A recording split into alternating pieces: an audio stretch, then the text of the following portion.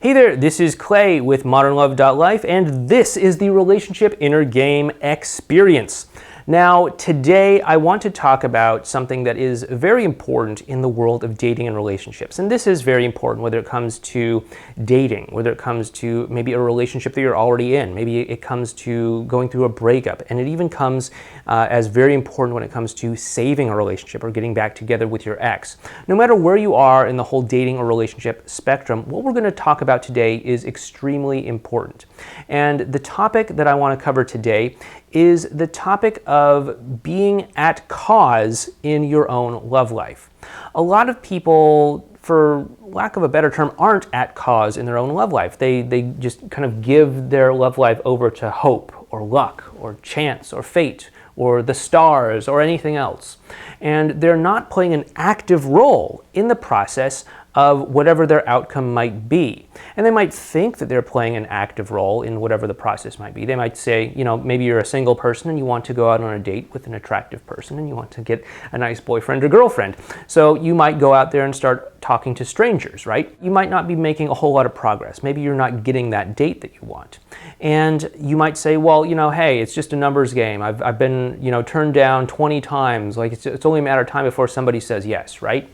And what I'm saying is that that's kind of giving yourself over to odds. And sure, not everybody that you ask out is going to want to go out on a date with you. But if you go up and approach 20 people that, obviously aren't in a relationship and might be available to go out on a date with you or something, assuming all of that's in place, some of them should say yes. And if they're not, there's something that's happening in the way that you're bringing yourself to those interactions that is not encouraging them to want to say yes to you.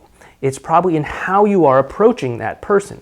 It's the words that you're saying. It's the way that you're being. It's the energy that you have as you approach that person and say, hey, what's up? My name's Clay. Let's go get coffee on Thursday at 7 o'clock at this place. So you have to think about how you are actually actively involved in doing something, okay? So, for example, another example, we have people who often want to try and save their relationship and get back together with their ex. And in situations like this, people will say things like, well, I texted my ex, they didn't respond to me. I texted them again, they didn't respond to me. I asked them to get back together, they said no. They said they were in a relationship with somebody new and all that stuff. And what's happening here is that person is simply just hoping that if time passes, if they try enough times, if something like that happens, then their ex is going to suddenly say, hey, yeah, let's give it another shot. Let's get together for coffee and see if we can connect emotionally or something like that. But what I'm saying is you can't just give yourself over to fate, to luck, to chances, to odds, or anything like that. You have to be an active participant in what is actually happening. So you have to actually go out of your way and say, how am I bringing myself to this interaction? What is my state of being as I'm bringing myself to this interaction? Am I anxious? Am I nervous? If I'm anxious and nervous, how is that going to come across when I'm interacting with somebody else? And yes, they can tell if you're anxious and nervous, even over text message or email or something like that, okay? So it's really important that you are in the proper emotional state when you are interacting with somebody, via text, via email, in person especially, over the phone, over videos, Skype calls or something like that. Absolutely, you need to be focusing on how you are bringing yourself to the interactions, okay? This is definitely about your way of being. This is about your emotional state. This is about the quality of your vibe, right? Like I have a certain vibe to me right now, which is very different from, hi, my name's Clay. I would like to get together with you for coffee on Thursday. Is that something you'd like? No, that's not going to work, right? And so you have to have a certain energy to you. I'm not necessarily saying you always want to be up, have super high energy, but you want to have an energy that is congruent with what you're trying to do. Does that make sense? Like, obviously, if you go into a library, it makes sense to have sort of a more quiet, relaxed vibe. But if you're at maybe a loud dance club, you want to have a much higher level of energy to match the energy that's happening out there. Because certain ways of being, certain states, certain emotional undertones are important when it comes to interacting with people in a certain context. I really learned this when I was a small boy. I was in middle school. And, like most boys around that age, I was really into comic books and all of that stuff. And so I went to the library and I checked out this book on comic illustration because I was kind of okay at drawing, and so I wanted to make my own comic book. And so I read through this book, and one thing that was really interesting to me was a certain panel in this book where they talked about the importance of the image. It's not just about the words that are said, but it's actually the image too. And in order to highlight this, they had, I think it was 6 or 8 or 9 different panels where there were just different people in different sorts of situations and poses and stuff like that who were saying the same thing. They had the same words, but because it was coming from a different person with a different body language, with a different stance and all of that, it came across very differently. So for example, I think the phrase was, "Who do you think you are?" You know, there was like a powerful wizard that was like, "Who do you think you are?" You know, like, "Who do you think you are challenging me to a duel?" or something like that. There was a like meek little goblin that was like, "Who do you think you are?" Like just trying to defend himself somehow. There was like a, you know, sexy comic book babe that was saying like, "Who do you think you are?" It was kind of flirty. And there was like this, you know, stodgy, fat cat banker businessman guy who had his nose up in the air and he's like, "Who do you think you are?" And each one of them had this different vibe, this different energy to it. And that really drove the point home for me. And so I want you to really be thinking about, who are you when you're interacting with somebody? Who are you? Are you the powerful wizard? Are you the meek goblin? Are you the sexy babe? Maybe you want to be the sexy babe. Are you the robot? Are you the stodgy banker? Are you the brave warrior? Like, who are you? And what kind of energy are you having? What's your way of being? And can you really step into that and carry that out as you are interacting with somebody, even over text message, okay? I don't highly recommend that you have all of your interactions over text message, but I know that so many people are going to ignore that and do it anyway, so at least have a good high quality way of being if you're going to be texting somebody, okay? So this is really, really important because it really changes the way that you interact with people. And it's going to change the way that you really bring yourself to the interactions by really being at cause for how things go in the interaction. You're not just leaving it up to chance. You're not just leaving it up to luck. You're not just kind of blindly going wherever things happen to go and hoping that the stars align or that the odds are in your favor or something like that. You don't want hope to be part of your equation. I don't mean hope in like, yeah, don't hope for anything kind of motivational kind of stuff because you know, hope is not part of the equation or whatever. I mean, you want to actually have something that you're bringing to the interaction. You actually want to be at cause for making the interaction go a certain way. Otherwise, you're letting the interaction just happen and you're just kind of off to the side as a spectator. And that's not how you want to do it. That's not how you want to do it if you actually want to have a decent love life. If it's all about the other person and you're just like a spectator, then that's not a great dynamic. That's not the kind of dynamic that I would recommend most people go out of their way to have when it comes to dating or relationships. So don't do that. Instead, be at cause. Be an active participant. Be somebody who's willing to engage in the interaction and help to create it into whatever it ends up being. Take responsibility for how the relationship, how the interaction, how the date, how the encounter, how the approach, how the whatever goes, okay? Be at cause for it rather than just simply at consequence to it, okay? So just really think about that as you're interacting. Think about that whether you're trying to meet somebody new and date them. Think about that whether you are trying to save a relationship, get back together with your ex. Think about that whether you're on your first date with somebody. Think about that whether you are on your 10-year anniversary with somebody. Think about that after you've spent, the better half of your life with somebody. Think about these things and really ask yourself, is my way of being in alignment with how I actually want this moment to go? How I actually want this interaction to go? And if it's not, it's probably because you're playing a passive role. It's probably because you are letting the other person steer the dynamic, letting the other person steer the outcome, and you're just hoping and praying that they steer the dynamic, the date, the relationship, the whatever, towards where you want it to go. But as long as the other person is driving the car and you're just the helpless passenger. You have no say over how things go. And of course, if you have no say over how things go, all you really have to cling on to is hope and luck and chances and odds and the stars and fate and all of that.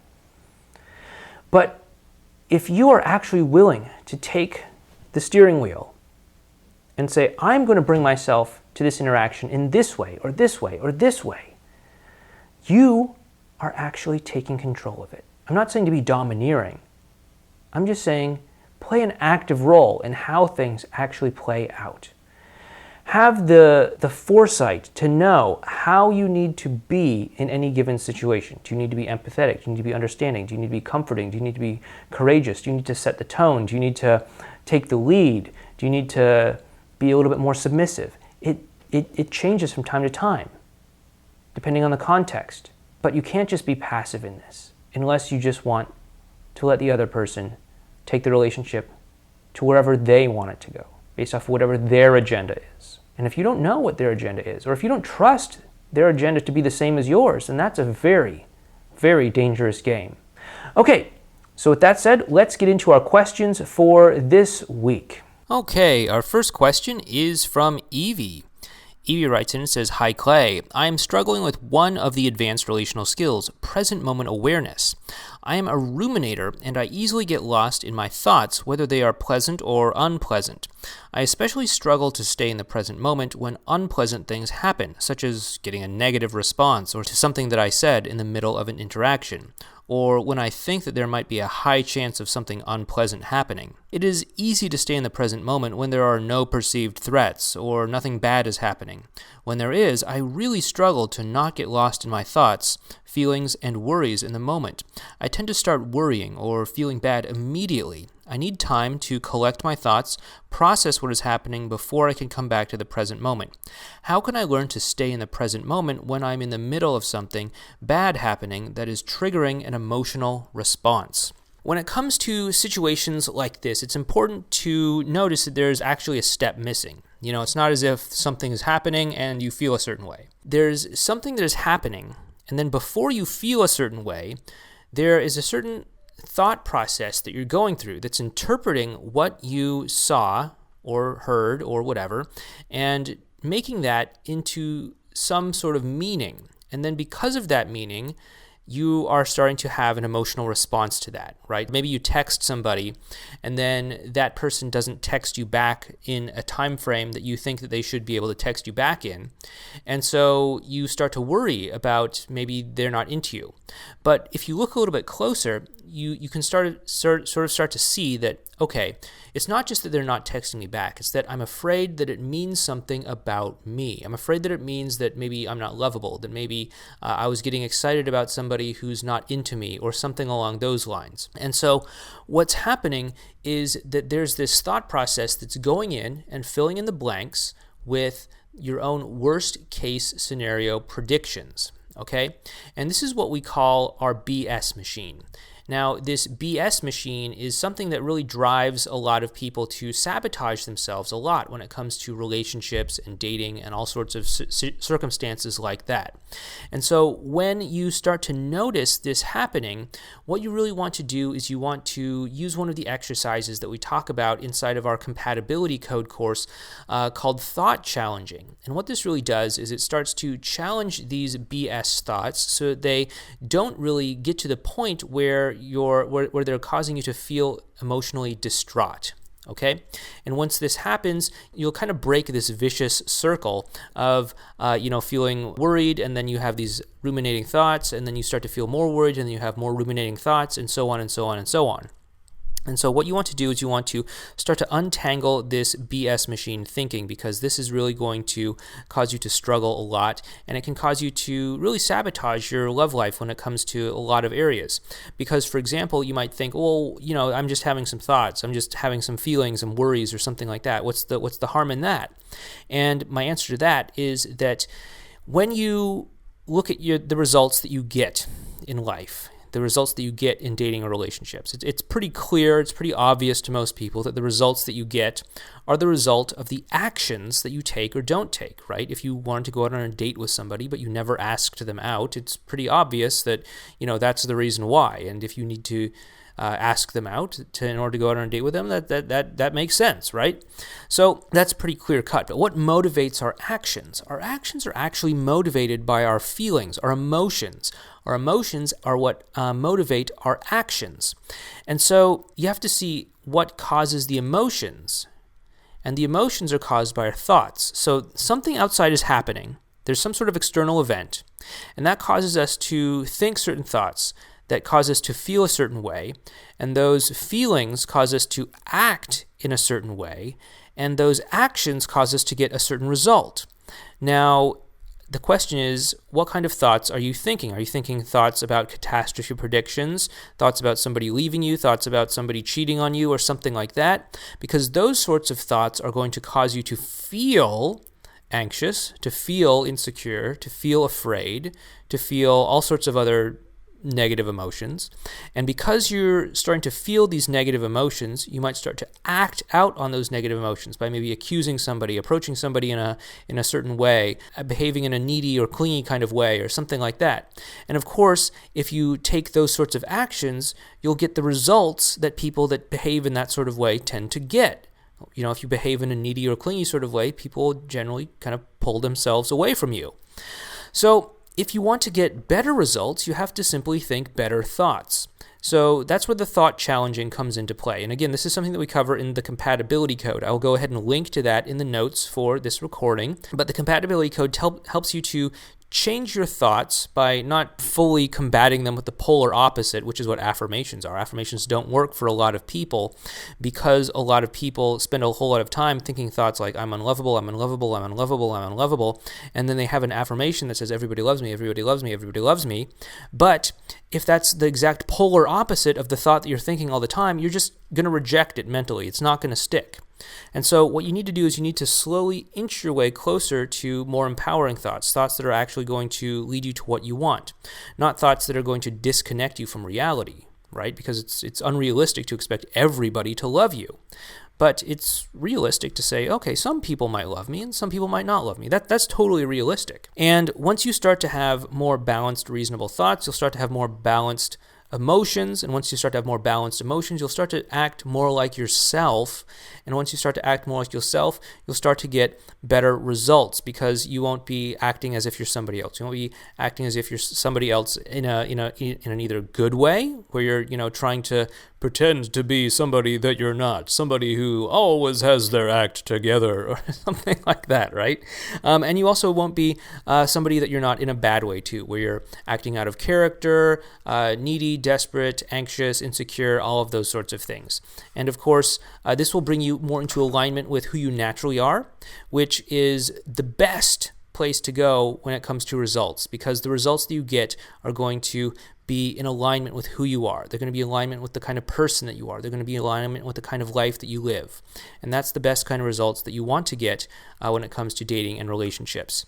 So, Evie, I hope this has helped you out. And again, thanks again for your question. And if you have any follow-up questions next week, please feel free to ask those. Okay, our next question is from Alethea. That's an interesting name. I actually went to high school with a girl named Alethea many years ago.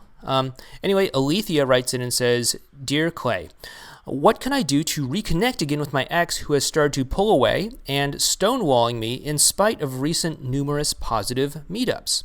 So I initiated a meetup with my ex on the 22nd of March by going to his house after 1 year of not meeting. He was sailing, I guess, and 8 months of him stonewalling me. Though he was insistent that he did not want a relationship with me, he agreed that we could hang out and see how things go. Since then, we have hung out with my family thrice and with my friends thrice. That's interesting. I haven't heard people to actually use the word thrice in casual conversation. That's cool. Anyway, I also ended up sleeping with him just before I went out of town for 6 days. When I got back, we even went on a one-on-one drive. However, after that, I could sense that he was uncomfortable with our interactions, so when I asked him what was bothering him, he said that he felt that since we are not in a relationship, we should not be speaking or meeting so often, and that I have been the only one initiating. Well, he has not even called or texted or initiated a meetup. He also said that he needed to focus on his studies and his work and did not need any distraction. I empathized and said that I would give him some space and wait for him to call. However, that same night, I sent him an emotional text when I found out that my aunt passed away, that I felt bad that he was no longer the person that I could turn to in times of need. I even called, but he disconnected my call and did not respond to my messages. I did not contact him for a week and only reached out to him today. But again, he disconnected my calls and did not respond to my messages. I feel like he has gone back to the wall of reactance. How do I connect with him again and get him back into the test drive and hopefully riding the dragon, where I thought we were at initially? So in situations like this, it sounds like you have had a series of very positive interactions with him where the two of you have been spending a lot of time together, spending time with his family, spending time with friends, even getting physically intimate, going on one-on-one drives, and all of that together. And it seems like this is really just one very sharp pullback emotionally. So what I'm guessing is this might actually be a part of maybe riding the dragon or perhaps crisis point, right? Where he's unable to really deny his emotions for you. And so he is not wanting to confront the actual possibility of getting back together with you. And so that crisis is being met by him distancing himself from you and possibly even retreating back towards something like wall of reactance, okay? So what's happening at this point is you need to really focus on the quality of being that you're bringing yourself to the interactions, okay? This is like what I talked about in the introduction part of this recording here, and that is, how are you bringing yourself to interacting with him? How are you bringing yourself? What kind of person are you being? What is the quality of the energy? Are you just kind of letting him steer the boat and you're just kind of going along wherever he wants to go? Or are you actually taking responsibility, taking cause in the action for how things unfold, okay? This isn't simply just about, having no filters and just, contacting him in any way that you possibly want to, because although that is comfortable, that's not necessarily going to enrich the interaction. That's not necessarily going to create a positive emotional experience between the two of you, okay? So you have to simultaneously keep an eye on your experience, on his experience, and also on the experience of the interaction as a whole. If you're not really having this warm, connecting vibe with one another, then something about the interaction is starting to slip away. And that's where you really need to pay attention. So what I would do is I would really start by looking at the quality of your presence, the quality of your vibe, the quality of your way of being as you are bringing yourself into interacting with your ex, okay? It's clear that he does like you, otherwise he wouldn't be spending time with your family, otherwise he wouldn't be spending time with your friends, otherwise he wouldn't be sleeping with you, otherwise he wouldn't be going on a one-on-one drive, as you call it, with you. This sharp pullback is probably him being confused about what he wants, okay? And so you have to look at how you're bringing yourself, especially afterwards, how you're meeting this confusion. It sounds like you reached out to him immediately that same night when you found out that your aunt had passed away. First of all, I'm sorry to hear that, but you also have to understand that you made an agreement with him to give him space. And, ideally he would have been empathetic and understanding to also make an exception in this case, to open up and talk to you and to comfort you and all that stuff. After all, it seems like the two of you were just talking shortly before that, so I would expect that of him. However, I think that his uncertainty about where things need to go between the two of you and where the two of you should stand is so high that he really just wants to not interact with you for the sake of not getting himself more confused. And that's why he didn't respond to you, and that's why he did not answer the phone when you called. What I'm guessing is happening is after this event, after the outcome of this event, this has caused you to kind of spiral down into damage control mode, which has caused you to lose sight of this way of being, to lose sight of the quality of your presence as you're bringing yourself to these interactions, okay? And instead, you're looking to him for permission. You're looking to him for validation. You're looking to him to steer the car where you want it to go. and it's more about hope, it's more about chances, it's more about fate at this point. And so what I want you to do is I want you to take a step back, take a deep breath, and decide that you are going to be cause in the matter of what happens next, okay? You are going to bring yourself to the interactions as the best possible version of yourself, and you're not going to just kind of hope that it works out. You're not going to just pray that it works out. You're not going to just hope then pray that fate brings you together, that the chances are good, the odds are good, that the odds are ever in your favor or anything like that. And you want to take an active role in how you are bringing yourself to the interaction. And it might take a little while because he did ask for space, and it seems like he really wants some space from you. But after a period of time, I think that reactance that he's experiencing may dissipate, and he may feel more comfortable opening up to you and interacting with you, but only if you don't push your luck too hard, which is something that people often do when they are in damage control mode. They'll try to contact their ex won't answer, they'll try to contact again, their ex won't answer, they'll try to contact again, and their ex still won't answer. And what's happening is they're actually increasing their ex's reactance each and every time, even though they think that they're just getting the same result, and they don't think they're going anywhere. The truth is that they're actually digging their own grave, so to speak, because they're actually increasing their ex's reactance with each contact attempt. So you have to be careful about that. And until you can get out of damage control, what I would do is I would not contact him at all, because you need to get out of damage control, and you need to get to the point where you can actually take responsibility for how you are bringing yourself to the interaction, and really bring yourself to the interaction from a place that is going to be conducive of creating positive connection. Okay, so that's really what I would recommend to you if your goal is to reconnect with your ex and to hopefully start to rebuild that connection. So I hope this helped you out, and please keep us updated on how things go moving forward from here. Our next question is from Clyde. Clyde writes in and says, "Hi Clay, when I first started watching your videos, I noticed that you always referred to the emotional connection as the one thing to focus on in relationships. It sounded to me as if it was a magical solution, like when people say, just be yourself or so. It's only after having some experiences myself that I've been able to put pieces together and realize what it actually feels like. It's not that I have never experienced it before studying your courses, it's just that I was on autopilot mode, so it was just a feeling that happened sometimes, and I didn't associate it with anything. Also, I've experienced that sometimes I think I'm having a great connection, while the other person is not having the same experience. So it seems that our imagination can deceive us here.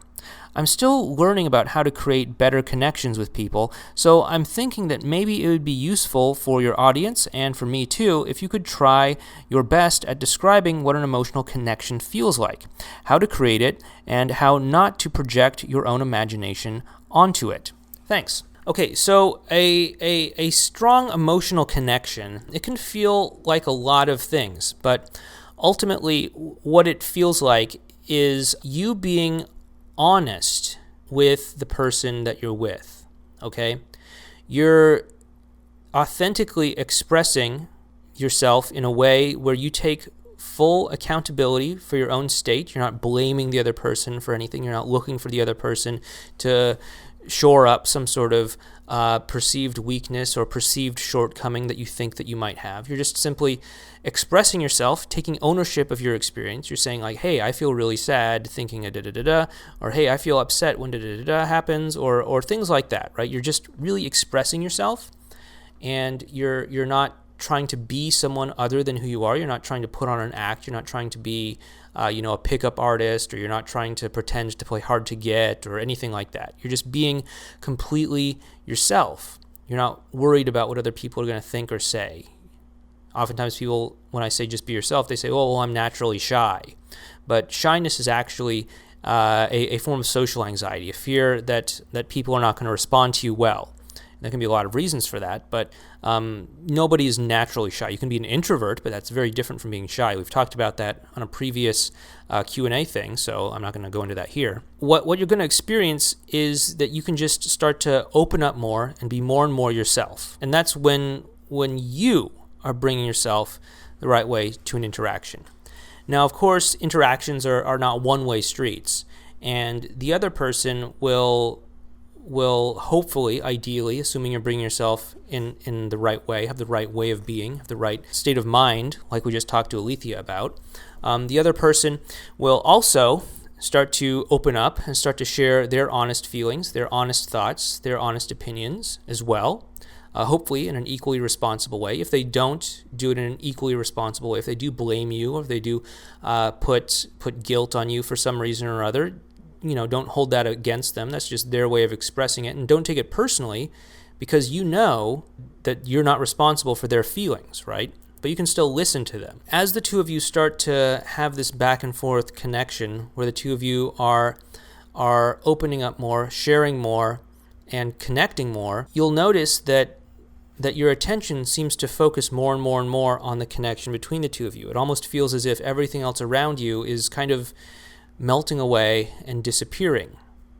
And it's just kind of the two of you off in your own little world. This is an experience that I've frequently had since I've started to learn more about all this stuff. And it's something that a lot of people that I've worked with have also experienced as well too. It can seem as if the entire world is just fading away. You can be in like the loudest club or the loudest bar filled with, countless people, but all of them will just fade away, and it'll just seem like you and the other person are just in your own little bubble. That's where real strong connections happen. And just as a reminder, when I say positive emotional connection, I'm not necessarily talking about, oh, it was great, they were smiling, we were laughing, it was feel good kind of stuff. Like it can look like that, but that's not what it necessarily is going to look like.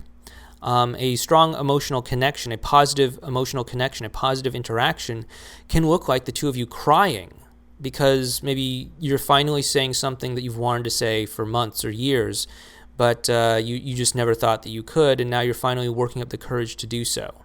And the other person is actually listening to you, and they're really there with you emotionally, okay? And that's what a positive emotional connection feels like.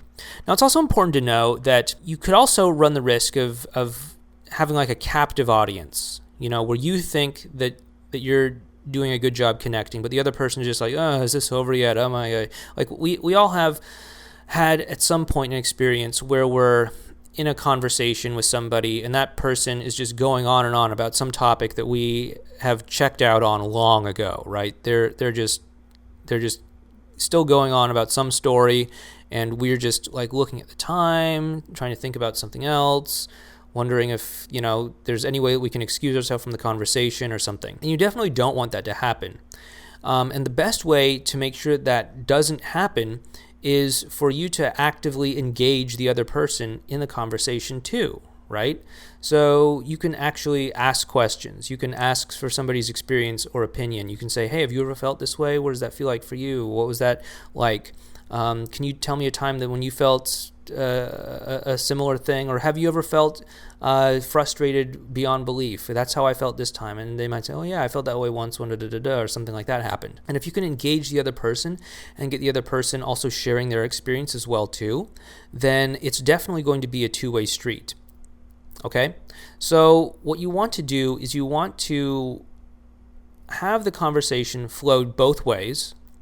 And you also want to do what you can to encourage both yourself and the other person to open up and be honest about their experience.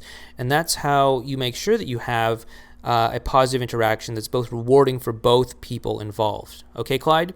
So I hope this helps you out, and please keep us updated if you have any questions next week. You are our regular, most common question asker, so I'm appreciating you helping me out with this relationship in a game experience. And I'm guessing you'll probably ask a question next week, so I'm looking forward to that too. So thanks a lot, Clyde. Okay, so those have been our questions for this week. Once again, if you would like to ask a question, right now this is currently only open to members of the Modern Love Association. So those are people who are students of our courses and are currently enrolled in the Modern Love Association. So please go ahead and ask those questions, and we'll go ahead and answer those next week. But once again, thank you so much for watching. If you'd like to learn more about what we're up to, please head on over to our website, relationshipinnergame.com, and sign up based off of whatever it is you're going through. I'll ask you a short, painless little question or two about what your experience is, where you're at, where you want to go, and based off of what you tell me about where you're at and where you want to go, I'll send you some tips, advice, and strategies to help you get started. So with that being said, this is Clay signing off, and I'll talk to you next week with Relationship Inner Game. Take care.